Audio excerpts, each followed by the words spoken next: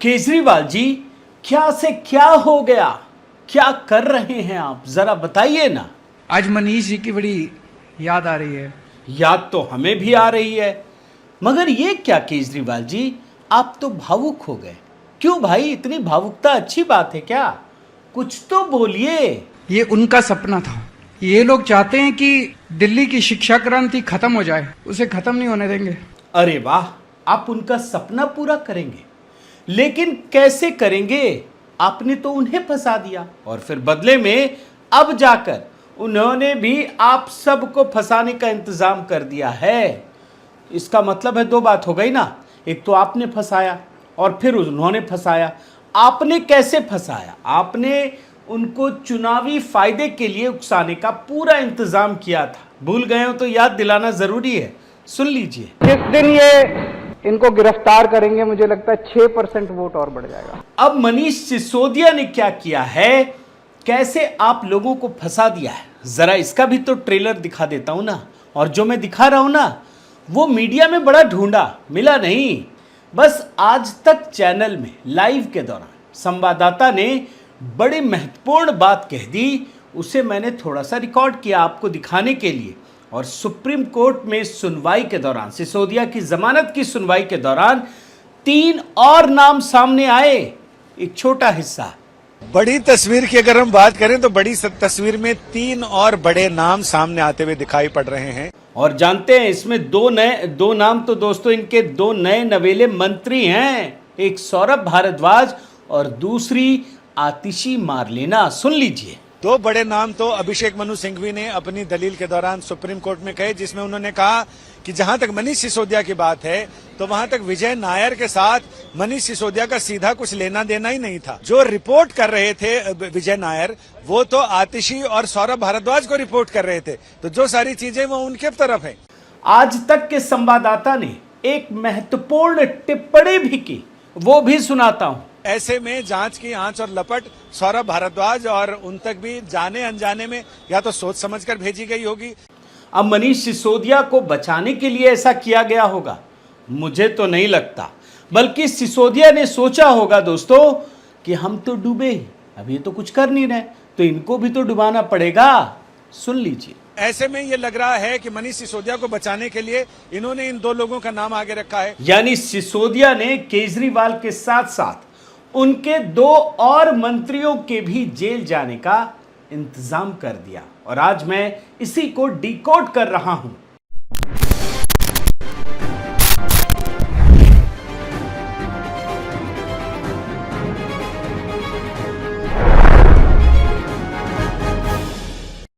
साथियों नमस्कार, मैं हरिश्चंद्र बर्णवाल।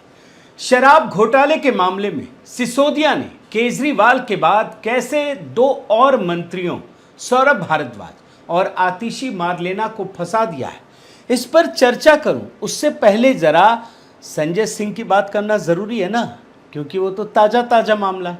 अब संजय सिंह के साथ क्या हुआ ये आप समझने से पहले ये भी समझ लीजिए कि केजरीवाल के उकसावे पर ही संजय सिंह की ये नौबत आई है।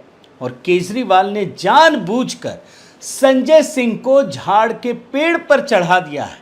एक बार आपको उनका ऐतिहासिक बयान सुनाना जरूरी है, सुन लीजिए। ईडी पूरे देश में नोटिस जारी करती है, जिसको नोटिस मिलता है उसकी पैंट गीली हो जाती है। संजय सिंह ईडी को नोटिस जारी करते हैं और जब ईडी को नोटिस जारी करते हैं तो ईडी की पैंट गीली हो जाती है। अब केजरीवाल जी इस प्रकार से झाड़ के पेड़ पर चढ़ाएंगे संजय सिंह को, तो फिर उनका क्या हाल होगा? वो सीधे पीएम मोदी को ही कायर बताने लगे, जांच की मांग करने लगे। सुन लीजिए। प्रधानमंत्री बताते हो अपने आप को, दुनिया की सबसे बड़ी पार्टी के प्रमुख बताते हो अपने आप को, और लड़ किससे रहे हो? सर्वेश मिश्रा, विवेक त्यागी, अजीत त्यागी। हमसे लड़ो ना, हमसे लड़ो, हमारी जांच कराओ। और जानते हैं दोस्तों, संजय सिंह यही नहीं रुके, मोदी को ललकारने लगे और ये कहने लगे कि उन्हें जेल में डाले। सुन लीजिए। मोदी जी बड़ा अफसोस हुआ, आप तो इतने ताकतवर आदमी है, आप मुझे पकड़ के जाइए, डालिए जेल में। देख रहे हैं ना किस प्रकार की बातें कर रहे हैं।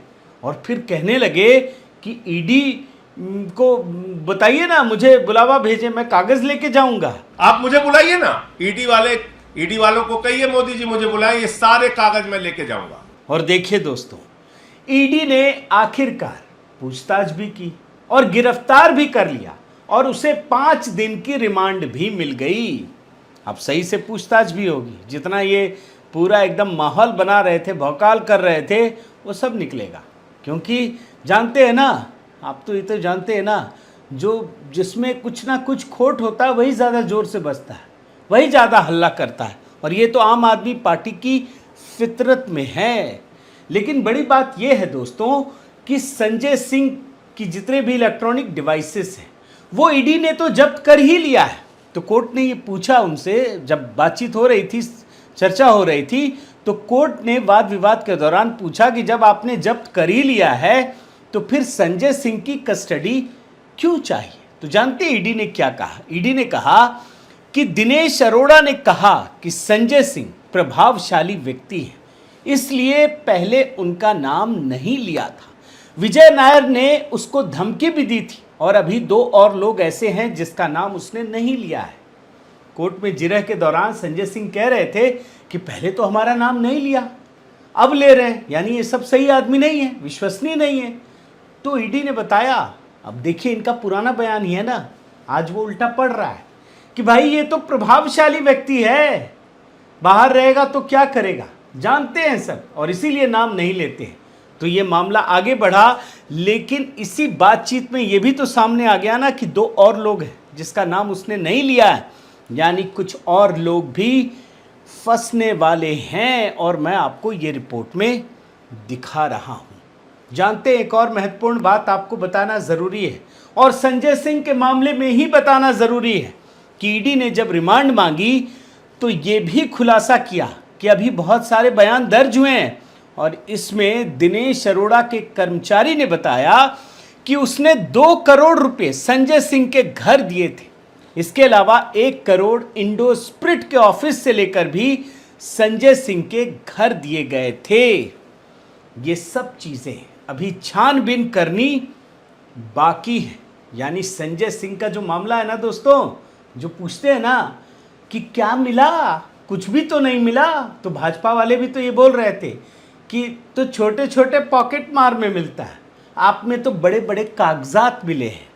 तो ये असल कहानी है और संजय सिंह बुरी तरह से इस मामले में फंस गए हैं। मतलब साफ है दोस्तों कि संजय सिंह के मामले में अभी बहुत सारे खुलासे होने बाकी हैं। लेकिन अब आप सुप्रीम कोर्ट में आइए, उसी समय यानी कल की ही बात बता रहा हूं, सुप्रीम कोर्ट में लगातार दूसरे दिन सिसोदिया की जमानत पर बहस हुई। तो सर्वोच्च न्यायालय ने सबूत को लेकर कई सवाल किए और कल याद रखिए, सबूत को लेकर जो सवाल किए हैं ना, बड़े खतरनाक हैं। ईडी को समय भी दिया है कि आप दोबारा लेकर के आइएगा, मामला कहीं से कहीं जाता दिख रहा है। लेकिन इस मामले में जो चीज़ें हुई ना वो बड़ी खतरनाक हैं और आम आदमी पार्टी के लिए मैं आपको उसके बारे में बता देता हूँ। इसमें सुप्रीम कोर्ट ने की एक टिप्पणी है, कोट अनकोट में बता रहा हूँ मैं, जागरण की रिपोर्ट ही है। सर्वोच्च न्यायालय ने कहा मनीष सिसोदिया इस केस में सम्मिलित नहीं दिखते। अब ये ऑब्जर्वेशन है, कमेंट है, जो भी आप देखिए, कोट अनकोट में दिखा रहा हूं। विजय नायर जरूर हैं, विजय नायर जरूर हैं, ध्यान रखिएगा, लेकिन मनीष सिसोदिया नहीं। आपने कैसे उन्हें मनी लॉन्ड्रिंग का आरोपी बनाया? उन्हें तो पैसे नहीं मिल रहे। अब मनीष सिसोदिया आप भूल जाइए पल भर के लिए, क्योंकि ये तो अब अगले हफ्ते के लिए टल गई है ना सुनवाई। विजय नायर पर जो ये कमेंट है, विजय नायर जरूर है। अब आपको मैं विजय नायर की जब बात आ गई है ना, तो इसी कड़ी को आगे जोड़ते हुए आपको एक रिपोर्ट दिखाता हूं। ये न्यूज़ 18 इंडिया का है, बड़े ध्यान से सुनिएगा, आपको समझ में आएगा। अभिषेक मनु सिंघवी जो हैं वो वकील हैं सिसोदिया के। अभिषेक मनु सिंघवी ने सुप्रीम कोर्ट में मनीष सिसोदिया की जमानत याचिका पर सुनवाई के दौरान अपनी दलील में कहा, मेरे मुवक्किल का विजय नायर से कोई संबंध नहीं है, वह आम आदमी पार्टी का एक वॉलंटियर था जो आतिशी और सौरभ भारद्वाज को रिपोर्ट करता था। है ना मजेदार चीज कि मनीष सिसोदिया अपनी जमानत के लिए लड़ रहे हैं, लेकिन वहीं दूसरी तरफ इसी मामले में जब सुप्रीम कोर्ट कह रहा है कि ये दोषी लगता है, अभी तो लगने वाली बात आ रही है, तो उस विजय नायर का संबंध बोल रहे मेरे साथ नहीं है, सौरभ भारद्वाज और आतिशी के साथ था। मतलब समझ रहे ना कि अब इन दोनों पर भी जांच की कड़ी उलझा दी गई है। और इसीलिए मैंने आपको आज तक की वो रिपोर्ट दिखाई जिसमें ये धागा और खुल गया और कहां पहुंच गया, और 2 मंत्रियों पर पहुंच गया है। इसका मतलब साफ है दोस्तों कि आतिशी और सौरभ भारद्वाज की बारी आ गई है, ये कटघरे में है। और आने वाले समय में अगर ये भी जेल पहुंच जाएं, अगर ईडी इन्हें भी गिरफ्तार कर ले तो आश्चर्य मत कीजिएगा। जबकि इसी मामले में मैं आपको बता चुका हूं कि सिसोदिया ने केजरीवाल को भी फंसा दिया था। उनकी तरफ से वकील ने कहा कि नई आबकारी नीति लाने का फैसला उनका अकेले का नहीं था। इससे पहले जब तर्क दिया जा रहा था तो बोल रहे थे कि मुझे जेल भेज दिया गया, मैंने अकेले थोड़ी ना किया, ये तो संस्थागत फैसला था, नीतिगत फैसला था, पूरी कैबिनेट ने ली थी। उसके बाद एलजी ने भी साइन किया था। अब एलजी का तो क्या चक्कर है आप जानते हैं। लेकिन अगर कैबिनेट की जिम्मेदारी है तो कैबिनेट का मुखिया कौन है? कैबिनेट का मुखिया अरविंद केजरीवाल हैं, जो कहीं हस्ताक्षर नहीं करते हैं। लेकिन चूंकि कैबिनेट ने फैसला किया तो सिसोदिया ने एक तरह से कहें तो अरविंद केजरीवाल को भी कटघरे में खड़ा कर दिया। और इस मामले में तो आपको पता है ना, मैंने आपको दिखाया कि सुप्रीम कोर्ट ने जिरह के दौरान ये बात भी कही थी ना कि आम आदमी पार्टी को आपने पार्टी क्यों नहीं बनाया गया। तो इस मामले में भी सुनवाई हुई, इस मामले को भी उठाया गया और इन्हीं के वकील अभिषेक मनु सिंघवी ने उठाया। मैं आपको कुछ कमेंट पढ़ के दिखाता हूं। सिंघवी ने कहा, योर लॉर्डशिप्स ने कल मुझसे लिंक के बारे में पूछा था। कई प्रतिष्ठित अखबारों की हेडलाइन में कहा गया, ये चूंकि कोर्ट का मामला है दोस्तों इसीलिए मैं पढ़कर बता रहा हूं। कोर्ट ने ईडी से पूछा कि आपको आरोपी क्यों नहीं बनाया गया। आप मतलब आम आदमी पार्टी। आज सुबह सभी चैनल बता रहे हैं कि ईडी आपको एक पार्टी बनाना चाहता है। ये सिंघवी ने पूछा कि आपने कहा तो ये हो गया।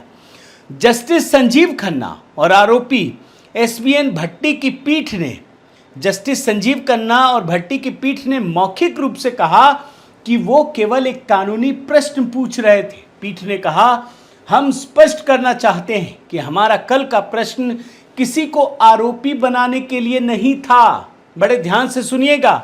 मान लीजिए कि अभियोजन पक्ष के अनुसार यदि ए पर मुकदमा नहीं चलाया जा रहा है तो क्या बी या सी पर मुकदमा चलाया जा सकता है। उस संदर्भ में प्रश्न एक कानूनी प्रश्न के रूप में प्रस्तुत किया गया था। और जस्टिस खन्ना ने एक और बात कही कि एक अदालत में हम सवाल पूछते हैं, दूसरा हम मीडिया से प्रभावित नहीं होते हैं। मैंने पेपर देखा है, इसका हम पर कोई असर पड़ने वाला नहीं है। आप समझ रहे हैं मामला क्या है? मामला यह है दोस्तों कि जब सुप्रीम कोर्ट ने सवाल पूछा तो हमने दिखाया कि देखिए सुप्रीम कोर्ट ने गंभीर सवाल पूछा है, सबने प्रकाशित किया, अखबार ने भी, टीवी ने भी दिखाया। तो इस मामले में अभिषेक मनु सिंघवी कह रहे हैं कि लोग इस तरह से प्रेजेंट कर रहे हैं कि आपने कहा, तो सुप्रीम कोर्ट ने कहा कि ये तो सवाल जवाब, सवाल तो होता है और हम कोई मीडिया से प्रभावित नहीं होते हैं। लेकिन चूंकि सुप्रीम कोर्ट ने सवाल पूछा और सुप्रीम कोर्ट का कोई भी ऑब्जर्वेशन दोस्तों बड़ा महत्वपूर्ण होता है और इसीलिए मीडिया में ये संवाद का विषय बन गया, चर्चा का विषय बन गया और इतना तय हो गया। एक बात समझ लीजिए, मैं आपको बात की रिपोर्ट दिखा रहा हूं कि जब आम आदमी पार्टी लाभार्थी है तो वो भी ईडी के शिकंजे में फंसेगी। और इस मामले में लल्लन टॉप की एक रिपोर्ट देखिए, इसने एक सीनियर अधिवक्ता, मैं इसी की रिपोर्ट पढ़ रहा हूं, आशीष कुमार पांडे से बात की और जो लिखा है मैं पढ़कर दिखा रहा हूं। इस मामले में सीबीआई और ईडी ने केस दर्ज करके अपनी चार्जशीट फाइल की है। आरोप यह है कि इस पूरे घोटाले से प्रोसीड्स ऑफ क्राइम आई हैं, उसकी अल्टीमेट बेनिफिशियरी आम आदमी पार्टी है। आपको ही सीधे तौर पर इससे फायदा हुआ है। इस पैसे का इस्तेमाल चुनाव अभियान और दूसरे मदों में पार्टी द्वारा किया गया है। ये भी तथ्य सामने आ रहा है कि अभी तक जिन भी लोगों को मामले में आरोपी बनाया गया है उनके पास से कोई प्रोसीड्स ऑफ क्राइम बरामद नहीं किया गया। ऐसे में एक तार्किक सवाल ये बनता है कि अगर आम आदमी पार्टी को सीधे फायदा पहुंचा है तो उसे चार्जशीट में आरोपी क्यों नहीं बनाया गया है, और यही सवाल सुप्रीम कोर्ट ने उठाया है। समझ रहे हैं ना? मामला तो आगे बढ़ेगा।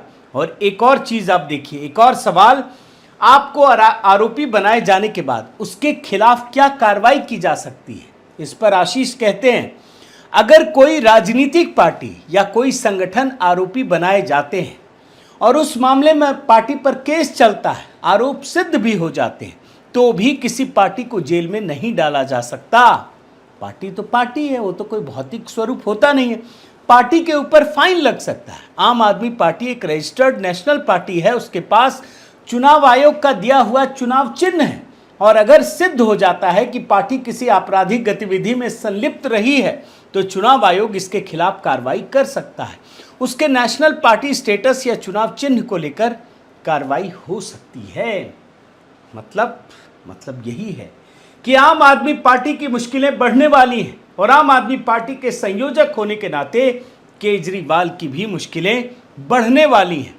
और ये भी याद रखिए कि संजय सिंह के मामले की सुनवाई 5 दिन बाद होगी, तो सुप्रीम कोर्ट में 12 अक्टूबर को सिसोदिया के मामले की सुनवाई होगी। यानी क्या कुछ सामने आता है, ये देखने वाली चीज है। तो कुल मिलाकर के दोस्तों, ये जो शराब घोटाला है ना, अब ये सिर्फ केजरीवाल या आम आदमी पार्टी ही नहीं, बल्कि पूरी की पूरी इंडिया अलायंस के लिए कब्रगाह साबित होने वाली है। जानते हैं क्यों कह रहा हूं? क्योंकि याद रखिए, अभी कुछ ही समय पहले कांग्रेस के विधायक पर आम आदमी पार्टी की सरकार ने पंजाब में कार्रवाई की। इतने विधायकों ने अत्याचार के आरोप लगाए, लेकिन उसके बाद जैसे ही यह मामला सामने आया, पूरी की पूरी कांग्रेस संजय सिंह के पीछे खड़ी हो गई, आम आदमी पार्टी के पीछे खड़ी हो गई, क्योंकि पता है कि ये जो सारी चीजें हुई है ना, वो सब के सब भ्रष्टाचार का मामला है, और सब में कॉमन है। भ्रष्टाचार के खिलाफ मामले में सब पर कार्रवाई हो रही है। तो ये समझ गए हैं कि एक दूसरे का हाथ थाम लेने में इनकी सबसे बड़ी भलाई है। बहुत बहुत धन्यवाद। आपसे निवेदन है साथियों कि आप मेरे इस चैनल को ज़रूर सब्सक्राइब कीजिए, लाइक कीजिए, शेयर कीजिए, कमेंट कीजिए, और इस बेल आइकन को प्रेस करना मत भूलिएगा। नमस्कार।